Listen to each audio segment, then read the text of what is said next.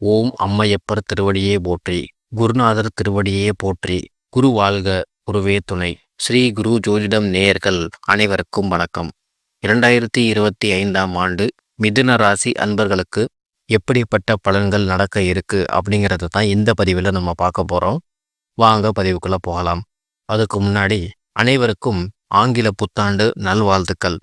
மிதுன ராசிக்கு இந்த வருடத்திற்கான கிரகநிலைகள் எப்படி அமைந்திருக்கு அப்படிங்கிறத பார்க்கலாம். அது என்ன வருடத்திற்கான கிரகநிலைகள் அப்படின்னு கேட்குறீங்களா?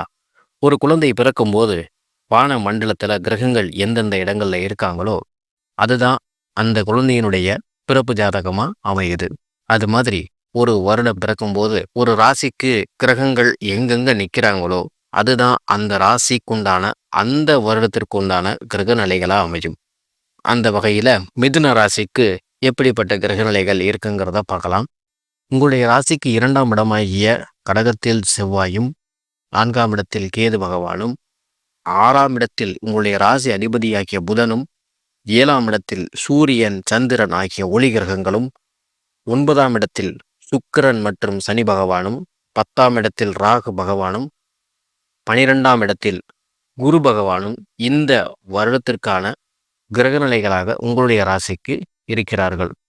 கடந்த ஒரு வருட காலமாக கடுமையான மருத்துவ செலவுகளையும் எதிர்பாராத செலவுகளையும் சந்தித்து வந்த மிதுன ராசி அன்பர்களுக்கு இந்த வருடம் ஒரு விடிவு காலமாக அமையும். குரு பகவான் 12ஆம் இடத்துல இருந்து உடல்நல சம்பந்தமான பிரச்சனைகளையும் வீண் செலவுகளையும் கைக்கு வந்த பணம் தங்காமல் சேமிப்பே இல்லாத நிலையையும் கொடுத்து வருகிறார்.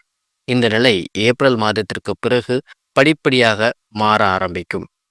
அதே போல உங்களுடைய ராசிக்கு யோகாதிபதியாக விளங்கக்கூடிய 2 கிரகங்கள் அப்படின்னு பார்த்தீங்கன்னா அது சுக்கிர பகவானும் சனி பகவானும்.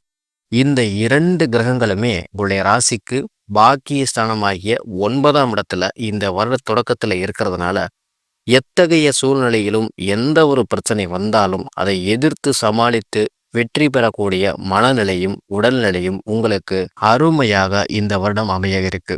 எந்த அளவிற்கு நீங்கள் தெய்வத்தை வழிபாடு செய்கிறீர்களோ அந்த அளவிற்கு உங்களுக்கு தெய்வத்தினுடைய அருளும் முன்னோர்களுடைய ஆசீர்வாதமும் இந்த வருடம் முழுவதும் முழுமையாக கிடைக்கும்.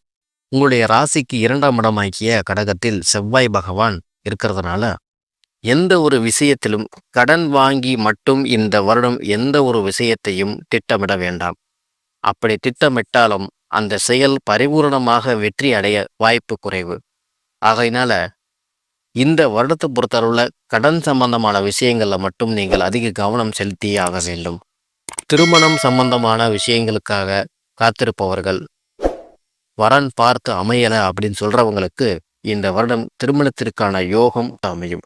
இந்த திருமணத்திற்காக ஒரு சிறப்பான வழிபாடு மிதுன ராசிக்காரர்கள் செய்யும் போது அந்த திருமணம் பாக்கியம் மிக சீக்கிரத்தில் கைகூடி வரும். அது என்ன அப்படின்னு கேட்டிங்கன்னா, உங்களுடைய ஊருக்கு அருகில் இருக்கக்கூடிய பழமையான சிவாலயத்திற்கு போய் சிவபெருமானுக்கும் அம்மனுக்கும் மாலை சாற்றி புடவை மற்றும் வேஷ்டி துண்டு ஆகியவை வாங்கி கொடுத்து 2 பேருக்குமே ஐயாவுக்கும் சரி அம்மாவுக்கும் சரி அர்ச்சனை பண்ணி அந்த குங்குமத்தையும் பிரசாதத்தையும் வீட்டில் கொண்டாந்து பூஜை அறையில் வச்சு வழிபாடு பண்ணுங்க.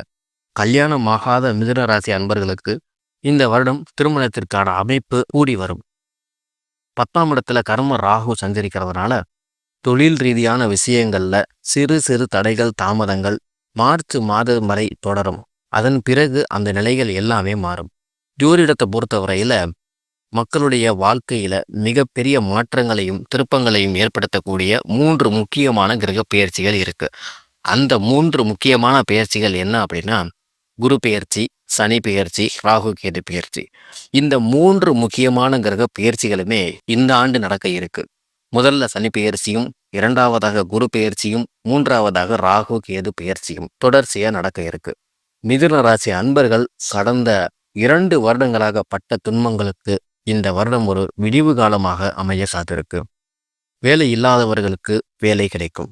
ஏன்னா உடைய ராசி அதிபதியாக்கு புதன் பகவான் 6ஆம் இடத்திலேயே இந்த வருட தொடக்கத்தில் இருக்கிறதுனால வேலை மாற்றம் அல்லது வேலை இல்லாதவர்களுக்கு வேலை கிடைக்கும். அதுவுமே நீங்கள் விருப்பப்பட்டபடியே உங்களுக்கான வேலை வாய்ப்புகள் அமையும். இட மாற்றம் தொடர்பான விஷயங்களுக்கு காத்திருந்தவர்களுக்கு இந்த வருடம் அதற்கான வாய்ப்புகள் உண்டு. எந்த ஒரு வருஷமுமே முழுமையான நல்ல பலன்களையோ முழுமையான தீமையான பலன்களையோ தரப்போறதில்ல. நல்ல பலன்களை நம்ம ஏற்றுக்கிட்டாலும் ஏற்படக்கூடிய சில தீமையான பலன்களை சில குறிப்பிட்ட வழிபாடுகள் மூலமா அல்லது சில ஆலயங்களுக்கு போறது மூலமா அந்த தீமையான பலன்களை தவிர்த்து நன்மையான பலன்களை மேலும் அதிகப்படுத்தி கொள்ள முடியும்.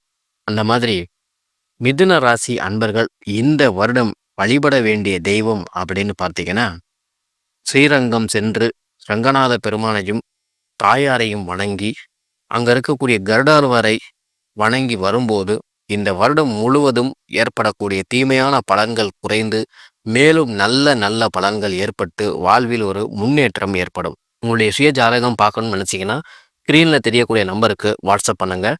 எல்லாம் வல்ல இறைவன் எல்லோருக்கும் நல்லருள் புரியட்டும். நன்றி, வணக்கம்.